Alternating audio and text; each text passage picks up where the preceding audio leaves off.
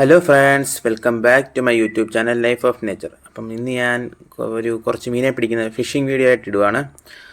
അപ്പം അമ്മ വീടിൻ്റെ അടുക്കൽ കുറച്ച് മീനുകളെ ഇങ്ങനെ കണ്ടു. അപ്പം അവിടെ ഞാൻ ചൂണ്ടയിടാൻ തീരുമാനിച്ചു. അപ്പം ഞാൻ ചൂണ്ടയൊക്കെ ആയിട്ട് പോയി ചൂണ്ടയിടുന്ന ദൃശ്യമാണ് കാണുന്നത്.